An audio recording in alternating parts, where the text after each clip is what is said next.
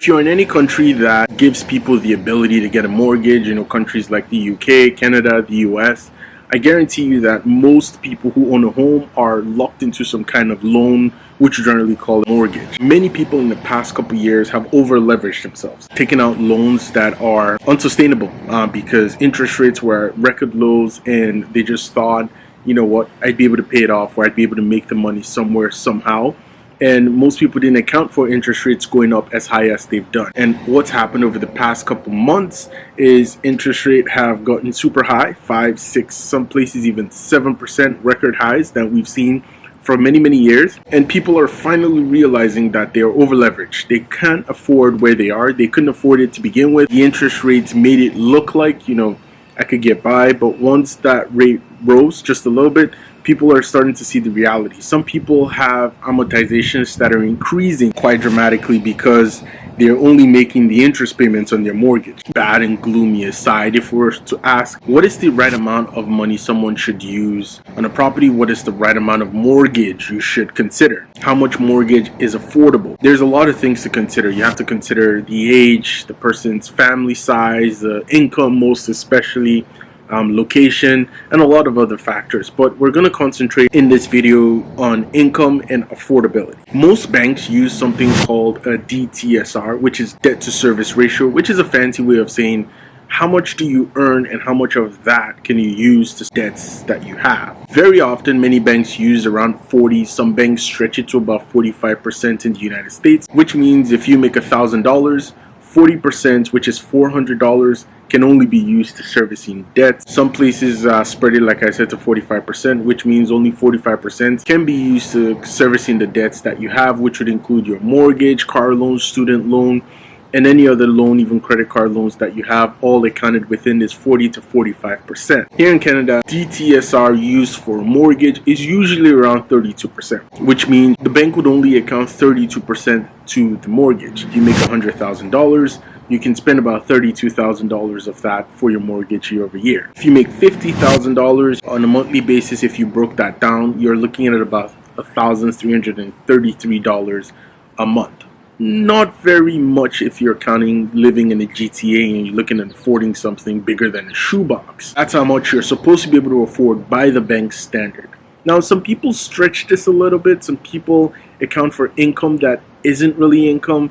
Not necessarily shady, but they tweak the numbers to make it look like they can carry a little bit more than they usually can. That's all fine and dandy if you can manage it. But realistically, whatever your salary is, 32% is the good window to account for it. If you calculate what you're making today and count up all your debts together, if you're close to the 40%, chances are you need to start paying down your debt quite considerably. Then you might have some wiggle room to carry some mortgage, as long as you can account for 32% of the mortgage within the 40% of debt. If you have no debt, that's good on you. Another way that you can afford a bigger house or afford more of a house is increasing your down payment. If you can afford to carry the mortgage month over month after putting down the minimum 5% or the minimum 20%, you can also look at increasing your down payment.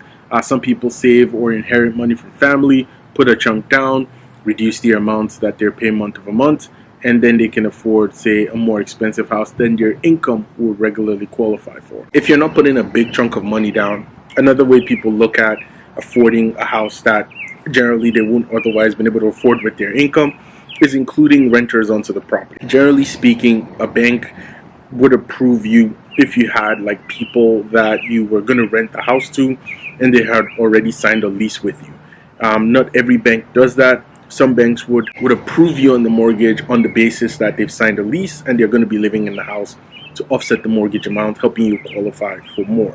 I don't generally advise that because when you do eventually get a house that is more expensive, people can pull out, leaving you with that expenses that you're forced to pay or come up with the money with, or things might not just always work out as planned and you never really know. The best bet from a DTSR perspective is to always go in with what you're approved for, what you can qualify for. That puts you in the best opportunity to be able to pay down the mortgage. If interest rate changes, if things don't always pan out as you planned that they would, That way you're not looking for money or in a terrible position at the end of the day. Another very commonly used metric is the 30-33 rule. Breaking it down very simply, the first 30 in the 30-33 rule, you can't spend more than 30% of your gross annual income. So if you make $60,000 a year, you can't spend more than $18,000, which is roughly $1,500 a month. Generally speaking, for renters, I find 30% of the gross annual income a bit of a stretch in most big cities. Like the average rent here in Toronto can be sometimes $2,000, $2,500. I think core Toronto can be even as much as $3,000. So it's a bit of a stretch. You either again have to find a roommate or have to house hack using 30% of your salary for rent. In major cities, many people are reported using sometimes over 50% of their gross annual salaries for rent, and we're talking before even taxes, guys, so you can imagine what's left after all that's paid to rent. If you're doing a mortgage, don't buy anything more than 30% of your gross annual salary. If you make $60,000 a year, it means you can only afford $18,000 of that on a house, which is about $1,500 a month. You find that at many things in core areas like Toronto, New York, and all those major cities, you can't really afford. Forces people a little bit out of their comfort zone to areas that are developing or far out of the city, or you're going above this 30% rule to, buy something that is closer to the city, but then you are spending way more. Why that is tricky in this case again is if you buy something at a low interest rate like 1-2% and interest rate does go up, you end up spending way more to manage that place. The down payment on a house greatly influences the price that you're paying month over month, which is the second 30% of the rule, which says you should have about 30% to put down on the house when you're purchasing the house. Many people in many areas here use about 20% of a mortgage, so put down 20% and the remaining 10% is what you can have to miscellaneous expenses, managing the property, and any expenses that might come up, so that you have money set aside to manage the property. And the final 3% means don't buy anything 3 times your overall income. Make $100,000, you can afford $300,000, and vice versa. Again, if you have saved up a huge amount of money, it means you can now have a little bit to supplement all of these rules. These rules aren't really set in stone, they're just guiding principles to help you with the mortgage. And to be quite honest, a lot of these don't really apply in today's market and today's standards, where houses are like $1 million for decent houses in most cities. You'll be getting into apartment or again moving out of the city to afford anything substantial within this principle. Some cities you might not even find anything. I bet in Toronto, Vancouver, most people would make about $50,000 to $80,000 on average, I'm guessing. So you're saying most people can afford the homes that they're living in, which kind of is the case. There's a second rule of thumb, which is the 28% rule, very similar to what the banks here in Canada do. You can account for anything more than 28% to pay the mortgage. Make $100,000, $28,000 of that is for the mortgage. Many banks are adjusting that here. Like we said in the beginning, 40% is the debt to service ratio. For most Canadian banks, you can use about 40% to service debt, and that includes your mortgage and loans. There's some wiggle room. Some banks go up to 45%. Generally, it's around 40%. Now, all of this isn't to really discourage you from owning a home, or the fact that mortgages are for some a little bit seeming like it's out of reach. You want to start using the mindset that for you to get something that you really want, you need to start somewhere.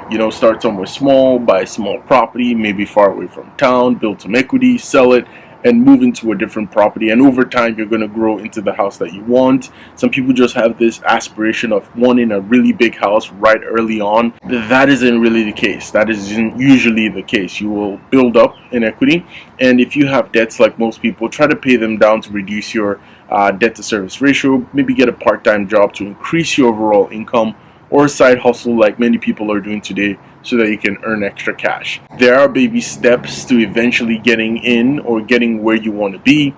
Just take them. It might take some time, but it's always worth it in the end. Thank you for watching this video. Remember to like, comment, and subscribe. My name's MJ. See you next time. Cheers.